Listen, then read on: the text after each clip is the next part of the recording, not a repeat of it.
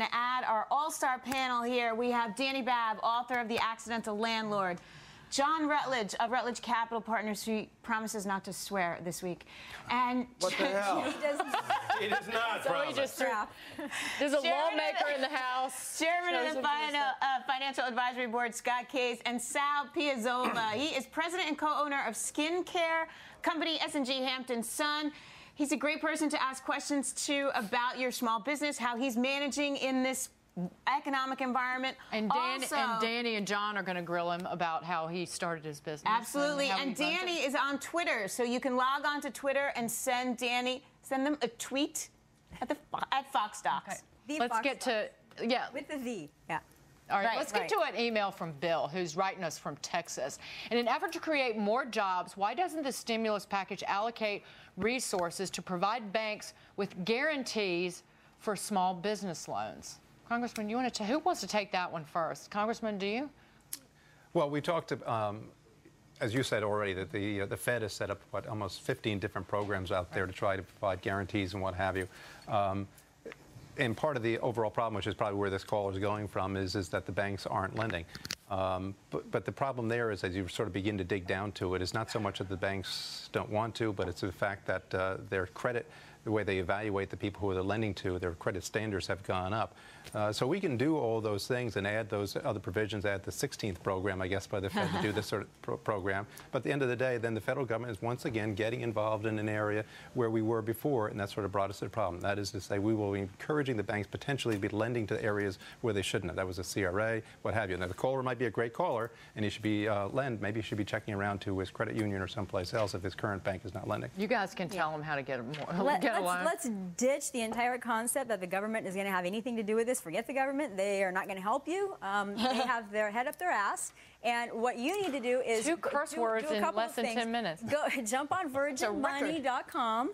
Find other people who want to invest in small businesses, keep it in the private sector, get the government out of it.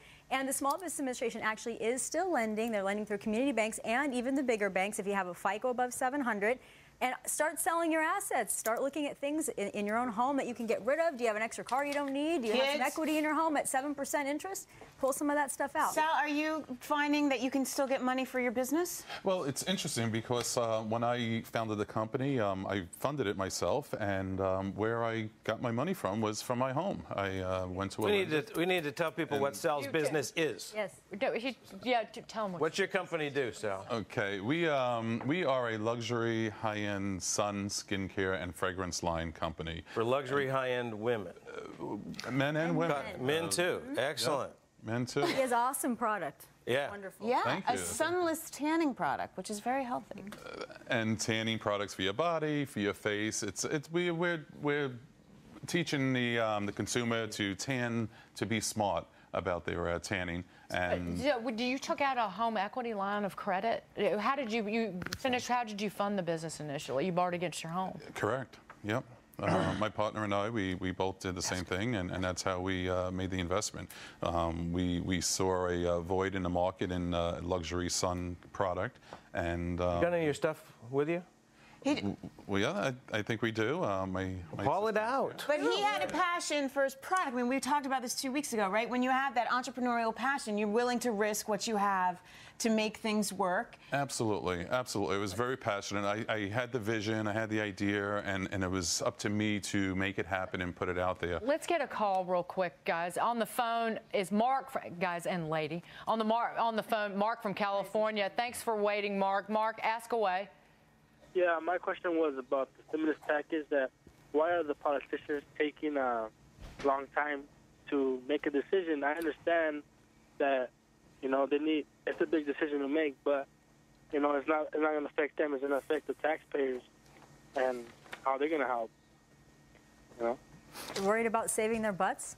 They're slow. I mean, they're not looking out for the rest of us. Could we argue that it's good that they've taken a step back and they're starting to analyze this thing, Congressman? I would hope. I mean, President Obama said he wanted to move this thing so quickly. Think what we're talking about here. We're talking about $800+ billion, the largest expenditure in the history of the federal government at one time.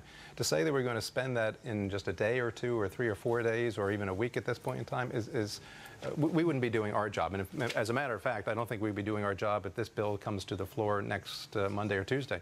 And didn't President Obama say that when he was running for office that he was going to have all the bills that he had before he signs them into law up on some web page someplace so you could all go to it and everybody could have their 2 cents on it before he signs it? I think he's already signed a couple bills when he never even did that. So here's a case where we're going to be spending $800 billion or more.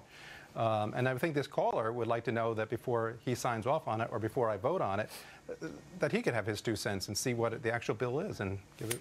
Your 2 cents?